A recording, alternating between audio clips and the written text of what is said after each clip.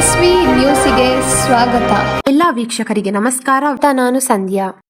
ಯುವಜನ ಸೇವೆ ಮತ್ತು ಕ್ರೀಡಾ ಇಲಾಖೆ ವತಿಯಿಂದ 2025-26ನೇ ಸಾಲಿನ ಪರಿಶಿಷ್ಟ ಜಾತಿ ವಿಶೇಷ ಘಟಕ ಯೋಜನೆಯಡಿ ರಾಜ್ಯದ ಪರಿಶಿಷ್ಟ ಜಾತಿಯ ಸೈಕಲ್ ಕ್ರೀಡಾಪಟುಗಳನ್ನು ಪ್ರೋತ್ಸಾಹಿಸುವ ಉದ್ದೇಶದಿಂದ ಅಂತಾರಾಷ್ಟ್ರೀಯ ಗುಣಮಟ್ಟದ ಸ್ಪರ್ಧಾತ್ಮಕ ಸೈಕಲ್ಗಳನ್ನು ಹಾಗೂ ಸೈಕಲ್ ಬಿಡಿ ಭಾಗಗಳನ್ನು ಸರ್ಕಾರದಿಂದ ಉಚಿತವಾಗಿ ವಿತರಿಸಲಾಗುತ್ತದೆ ಎಂದು ಉಪಮುಖ್ಯಮಂತ್ರಿಗಳು ಹಾಗೂ ಕಂದಾಯ ಮತ್ತು ಯುವಜನ ಸೇವೆ ಮತ್ತು ಕ್ರೀಡಾ ಇಲಾಖೆ ಸಚಿವರಾದ ಡಾ. ಜಿ. ಪರಮೇಶ್ವರ್ ತಿಳಿಸಿದರು.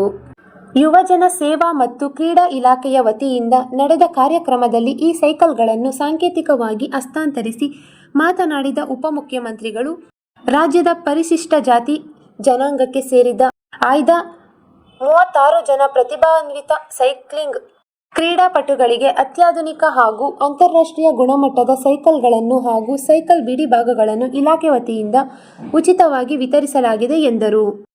ರಾಜ್ಯದ ಕ್ರೀಡಾಪಟುಗಳನ್ನು ಅಂತಾರಾಷ್ಟ್ರೀಯ ಮಟ್ಟಕ್ಕೆ ಸಜ್ಜುಗೊಳಿಸುವ ನಿಟ್ಟಿನಲ್ಲಿ ಕ್ರೀಡಾ ಮತ್ತು ಯುವ ಸಬಲೀಕರಣ ಇಲಾಖೆಯು ಒಂದು ಮಹತ್ವದ ಹೆಜ್ಜೆಯನ್ನಿಟ್ಟಿದ್ದು, ಒಲಿಂಪಿಕ್ಸ್, ಏಷ್ಯನ್ ಗೇಮ್ಸ್ ಹಾಗೂ ಕಾಮನ್ವೆಲ್ತ್ ನಂತಹ ಜಾಗತಿಕ ಕ್ರೀಡಾಕೂಟಗಳಲ್ಲಿ ಭಾರತವನ್ನು ಪ್ರತಿನಿಧಿಸುವ ಗುರಿ ಹೊಂದಿರುವ ಕ್ರೀಡಾಪಟುಗಳಿಗೆ ಉತ್ತೇಜನ ನೀಡಲು ಈ ಸೌಲಭ್ಯ ಕಲ್ಪಿಸಲಾಗಿದೆ ಎಂದು ಹೇಳಿದರು.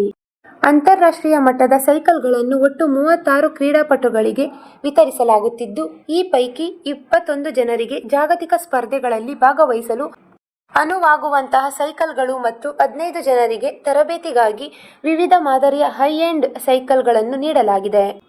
ಕ್ರೀಡಾಪಟುಗಳ ಉನ್ನತ ಸಾಧನೆಗಾಗಿ ಅತ್ಯಂತ ದುಬಾರಿ ಸೈಕಲ್ಗಳನ್ನು ಒದಗಿಸಲಾಗಿದ್ದು, ಅಂತಾರಾಷ್ಟ್ರೀಯ ಸ್ಪರ್ಧೆಗೆ ಬಳಸುವ ಲುಕ್ ಕಂಪನಿಯ ಟ್ರ್ಯಾಕ್ ಸೈಕಲ್ ಒಂದರ ಬೆಲೆ 14 ಲಕ್ಷ ರೂಪಾಯಿ ಆಗಿದೆ.